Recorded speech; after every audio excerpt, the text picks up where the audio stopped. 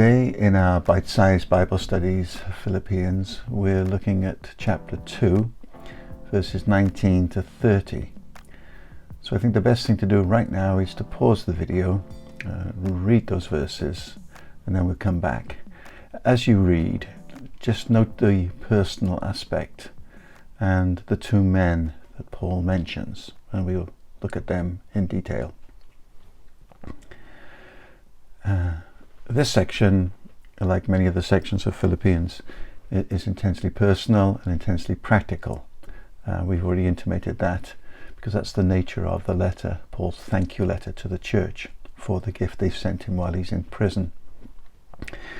And it's important to note for us the fluid relationship you see at work here between the church, based in a location like Philippi, and those who, well, we would say relate to them, those who work towards them, apostles and prophets and evangelists and pastors and teachers and many other people who are not in those categories. It's a common feature of the New Testament church, a lot of coming and going, a lot of interaction between the churches. That highlights for us that the New Testament church didn't see themselves as isolated, independent communities. They saw themselves as one people, as one family, even though of course they were spread across wide geographical areas without the benefits that we have of communication.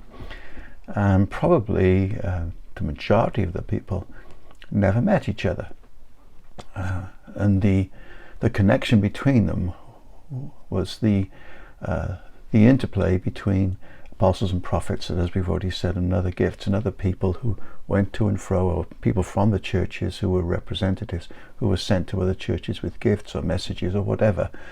So it's important to bear in mind that the church did not see themselves as independent, isolated communities. They were one people over many different cultures. In this passage, we see two men mentioned, Timothy and Epaphroditus.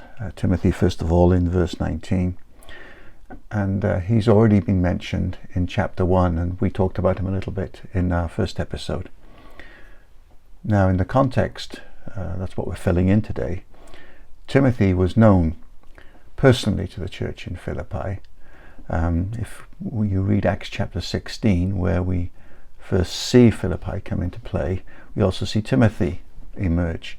Timothy was from Lystra, and we know the story how Paul met him there, and he was a disciple of Jesus, and he asked Timothy to come with him. And from Lystra, Paul and Silas travelled to Philippi. Now, even though in the story in Acts 16 Timothy's not mentioned, the context tells us that Timothy would have been with them as a young man. Timothy is an important New Testament character and a church history character because he worked then with Paul for the remainder of Paul's life. In fact, Paul wrote 2 letters to him, the final 2 letters of his life, and Paul here speaks very warmly of Timothy because he says, I have no one like him. He's a man of proven character. Our relationship is like a son and a father, and he called him his son in the faith. And that's important for us, just in the aspect of when people come to our churches to speak, if they're sent by apostles, or they're invited into us by our elders and our leaders, that they are people who are proven character. They're people we know their pedigree, we know where they're from.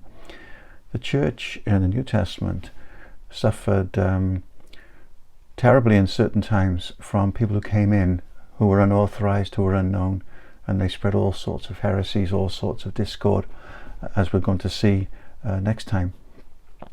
The important thing that Paul is saying to the Philippians here about Timothy is he's known to you. He's not just anybody, he's proven. And in these days when there's so many weird and wacky and wonderful ideas out there. It's important that we guard our flocks, we guard ourselves to what is coming into us. The second person is Epaphroditus. It's a great name. He's only mentioned in Philippians, and if you turn over to chapter 4, verse 18, it tells us what we need to know. Paul says, "I've received everything in full, and I have an abundance. I'm fully supplied, having received from Epaphroditus what you provided." So it's clear from this verse that Epaphroditus was from the church in Philippi. He belonged to the community, and he was the person, maybe along with others, who brought the gift from the church to Paul when he was in prison. So again, he is a trusted person, a man of proven character. Just a little interesting thing in verse 25, Paul calls him your messenger and your minister. That word minister, your servant who's serving you. The word messenger there is apostle, one that a term we're very familiar with, of course, because of the New Testament teaching and the fact that we have apostles who function towards us. But here Epaphroditus is not talked about in those terms, because the word apostle in its simplest form means one who is sent on a mission. Apostles are sent on a mission, of course, but here the word is used to describe someone who has been sent on a mission, which Epaphroditus clearly was. His mission was to take the gift to Paul, and that's the pure sense.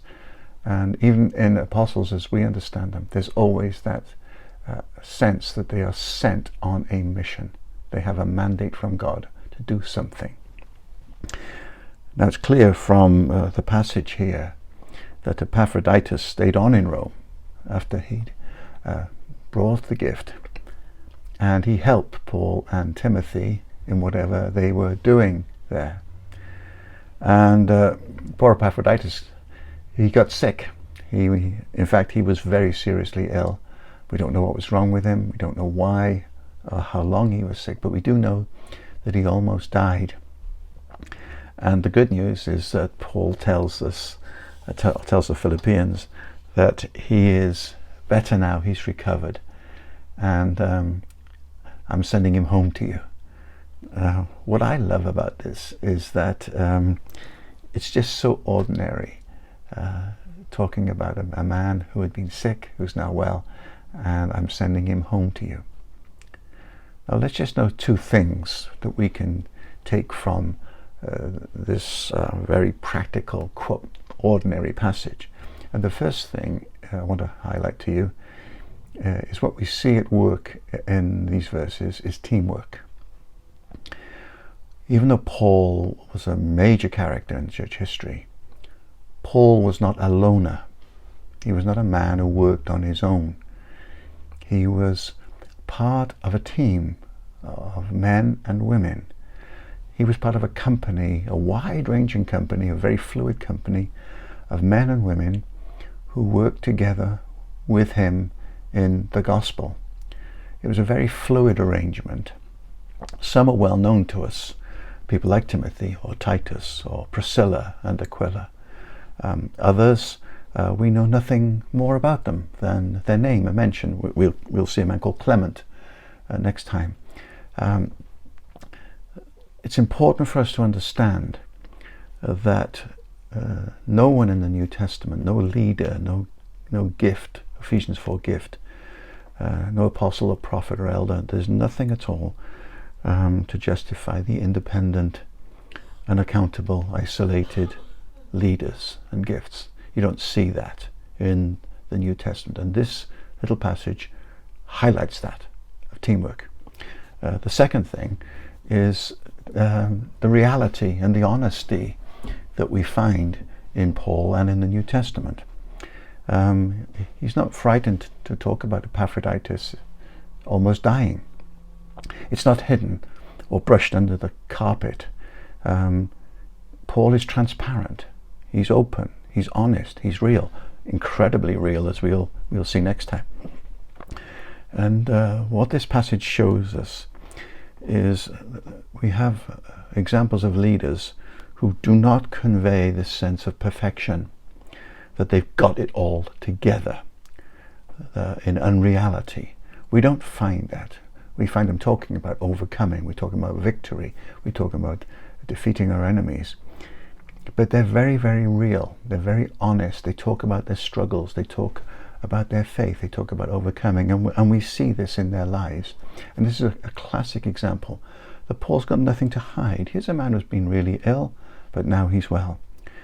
And we have to be very wary and very careful of leaders who give to us nothing of themselves. That they almost convey this idea that they have everything and there's a veneer over them in which we can't get past.